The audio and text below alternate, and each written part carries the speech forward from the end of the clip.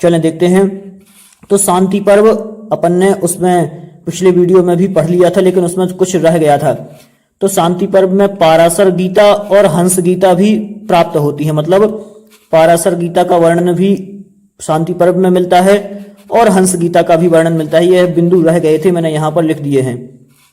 और मैंने उस वीडियो में थोड़ी सी गलत बोला था थोड़ा सा, जो कि सत साहस्री संहिता, तो सहस्री शब्द मेरे मुंह से उच्चारित हो गया था, जो कि सत साहस्री संहिता है। देखें अब अगला देखते हैं अनुशासन पर्व। अनुशासन पर्व 2 उपपर्व, 168 अध्याय, उसके बाद में लगभग इसमें 2 उपपर्व हैं, 168 अध्याय हैं। भीष्म द्वारा युधिष्ठिर को समझाना। अब अनुशासन पर्व में जो कि भीम अपनी सरसैया पर लेटे हुए हैं, तो सरसैया पर लेटे लेटे वह युधिष्ठिर को संबोधित करते हैं और संबोधन करने के बाद में उनके प्राण त्यागने का भी वर्णन इसी अनुशासन पर्व में है। लगभग 17वें अध्याय में शिव सहस्त्रनाम स्तोत्र, जो कि प्रमुख स्तोत्र है शिव सहस्त्रनाम स्तोत्र, यह महाभारत के 17 अनुशासन पर्व के 17वें अध्याय में है। और 149वें अध्याय में विष्णु सहस्त्रनाम स्तोत्र, यह दोनों हमेशा पूछे जाते हैं, विष्णु सहस्त्रनाम स्तोत्र और शिव सहस्त्रनाम स्तोत्र। तो यह अनुशासन पर्व में है, आप लोग हमेशा ध्यान रखना यह कहां पर है, अनुशासन पर्व में, विष्णु सहस्त्रनाम और शिव सहस्त्रनाम दोनों। आगे देखें अश्वमेध यज्ञ, नाम से ही स्पष्ट है कि अश्वमेध जो यज्ञ है वह अश्वमेध यज्ञ यहां पर किया गया था। तो जो कि यह व्यास जी के आदेश से युधिष्ठिर ने यह अश्वमेध यज्ञ किया था, जिसमें अश्वमेध यज्ञ के घोड़े की रक्षा 1 वर्ष तक जो अर्जुन थे वह करते हैं। तो इस प्रकार से इसका वर्णन है। आगे देखें, इसमें विविध दान आदि का वर्णन किया गया है, दान व्रत आदि का वर्णन है।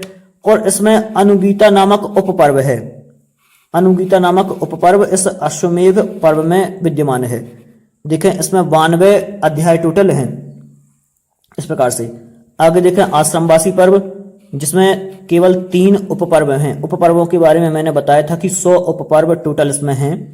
तो आश्रमवासी पर्व में 3 उपपर्व हैं, नाम से ही स्पष्ट है आश्रमवासी, जिसमें आश्रम जाने का वर्णन है, मतलब संन्यास आश्रम धारण करने का वर्णन यहाँ पर है। तो संन्यास कौन कौन धारण करता है, तो धृतराष्ट्र, गांधारी, कुंती और विदुर, यह चारों के चारों लोग कहाँ जाते हैं, आश्रमवासिक हो जाते हैं। इसी कारण से इस पर्व का नाम आश्रमवासी पर्व पड़ा। 3 उपपर्व और 39 अध्याय हैं इसमें, लगभग 1100 श्लोक हैं। इस प्रकार से आश्रमवासी पर्व। अगला देखा मौसल पर्व, तो इसमें 8 अध्याय, 304 श्लोक और यादवों का मुसल द्वारा नाश, जो कि कुंती ने शाप दिया था यादवों को, यादव वंश के लिए, कि आपका नाश हो जाएगा, यादव वंश का नाश हो जाएगा। तो जिसका नाश किसके द्वारा होता है, मौसल के द्वारा होता है। और कुछ यदुवंशी जो हैं वह लड़कर ही आपस में लड़कर मर जाते हैं। इस प्रकार से मौसल पर्व में इसका वर्णन है। अगला देखें महाप्रस्थानिक पर्व, जो कि 17वां पर्व है, महाभारत का सबसे छोटा पर्व है। यह प्रश्न भी हमेशा पूछा जाता है कि महाभारत का सबसे छोटा पर्व कौन सा है। तो महाभारत का सबसे छोटा पर्व महाप्रस्थानिक पर्व, इसमें 3 अध्याय केवल, और उन 3 अध्यायों में भी 115 श्लोक हैं। पांडवों की हिमालय यात्रा का वर्णन है, वहां पर वह जाके तपस्या करते हैं, और जो युधिष्ठिर होते हैं वह तो सशरीर स्वर्ग पहुंचते हैं, और सभी पांडव मरने के बाद स्वर्ग जाते हैं। अगला देखा स्वर्गारोहण, तो स्वर्गारोहण पर्व जो कि अंतिम पर्व है, इसमें महाभारत के महात्म्य के बारे में बताया है और उपसंहार रूप में वर्णन किया गया है। पूरा महाभारत का उपसंहार है। स्वर्ग में श्री कृष्ण आदि से सभी का मिलन होता है, श्री कृष्ण आदि मिलते हैं, युधिष्ठिर आदि, नारद जी से मिलन होता है। इसमें लगभग 5 अध्याय और 220 श्लोक हैं। इस प्रकार से इन 18 पर्वों का वर्णन पूरा हुआ। आप लोग एक बार देखें, 2 बार देखें, जिससे कि आपको और अच्छे से यह याद हो जाएंगे। बिल्कुल सरल रूप में मैंने यहाँ पर दिया हुआ है। आगे देखें महाभारत की प्रमुख टीकाएं और उनके टीकाकर्ता। तो महाभारत में लगभग 2923 अध्याय हैं। जो अभी अपन अध्याय देख रहे थे, तो उपपर्व तो कितने थे, उपपर्व 100 थे, और अध्याय कितने, तो 1923 अध्याय। और श्लोक कितने हैं, 96,244 श्लोक हैं, मतलब पूरे 1,00,000 श्लोक नहीं हैं, 96,244 श्लोक हैं। देखें जो पहली टीका है ज्ञान दीपिका, इसके रचयिता कौन है? देवबोध। मोक्षधाम टीका, मोक्षधाम टीका के रचयिता वैशंपायन। विषम बिलोकी टीका, इसके लेखक कौन है? तो विमल बोध। जय कौमुदी आनंद पूर्ण। इन टीकाओं का मैंने एक शॉर्ट ट्रिक वीडियो तैयार किया है जो कि हमारे चैनल पर अपलोड है। आप उस संस्कृत ट्रिक नाम से वीडियो को भी देख सकते हैं, जिससे आपको यह सब याद हो जाएंगे एक बार में। देखें भरतार्थ प्रकाश टीका नारायण सर्वज्ञ जी की है। भारत संग्रह दीपिका अर्जुन मिश्र जी की है। और लक्षाभरण जो कि वादिराज जी की है। आगे देखें भारतोपाय प्रकाश जो कि चतुर्भुज मिश्र जी की है। और भारत भावदीप यह नीलकंठ चतुर्धर जी की है। इस प्रकार से यह प्रमुख टीकाएं महाभारत की हमें प्राप्त होती हैं। देखते हैं आगे।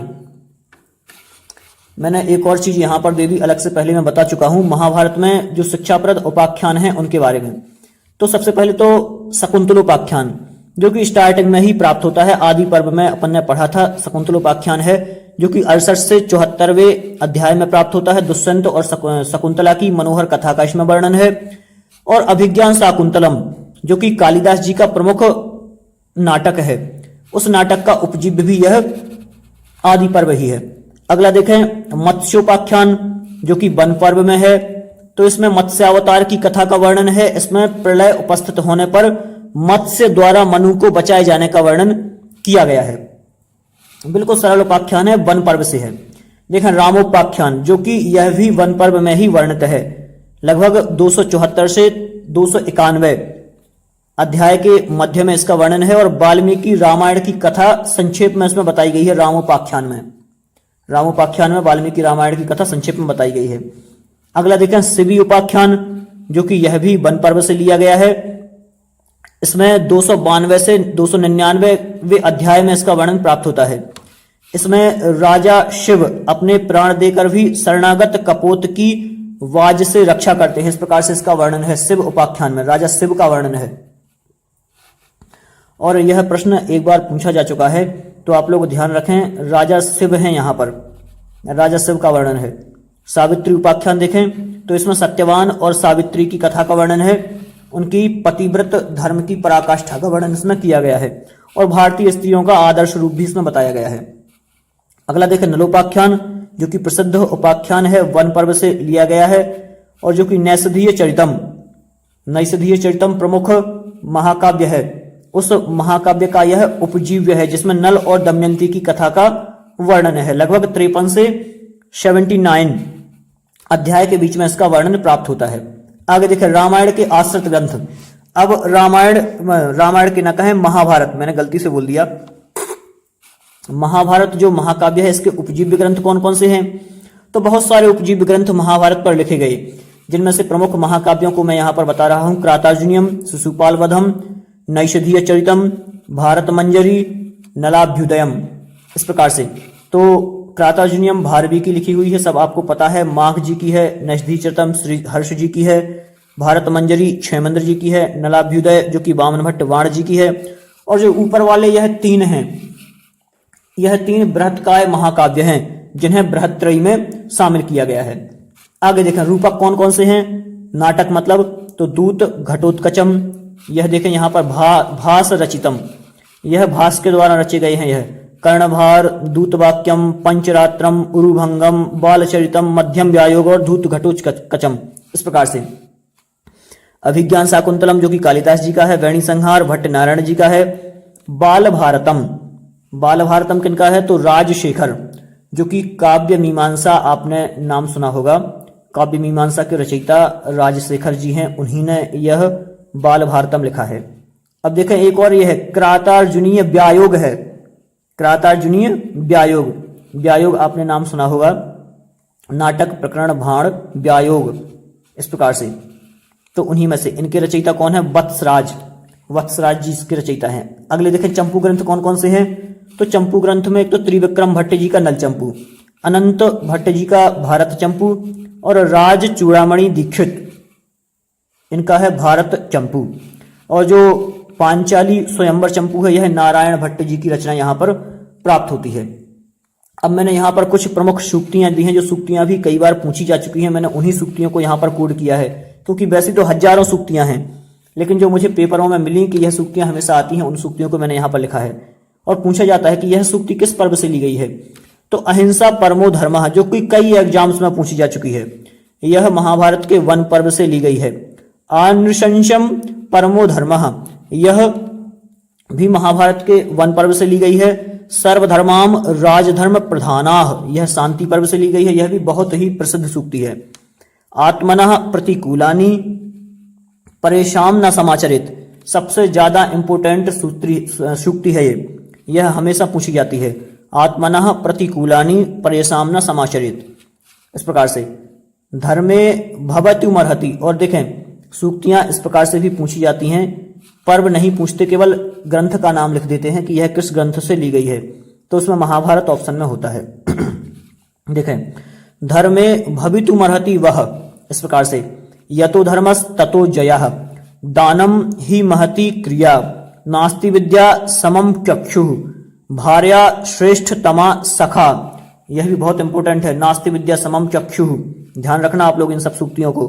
भार्या श्रेष्ठतमा तमः सखा, पुत्रेण ही दुहिता क्षमा, इस प्रकार से यह जो सूक्तियां थी, उन सूक्तियों को हमने क्रमशः यहाँ पर समझा, और जितना भी मैंने यहाँ पर कोड करने का प्रयास किया है, यह बहुत अच्छा वीडियो है। आप लोग पूरा शुरू से देखें एक बार, और एनालिसिस कर लें चंपू ग्रंथों को।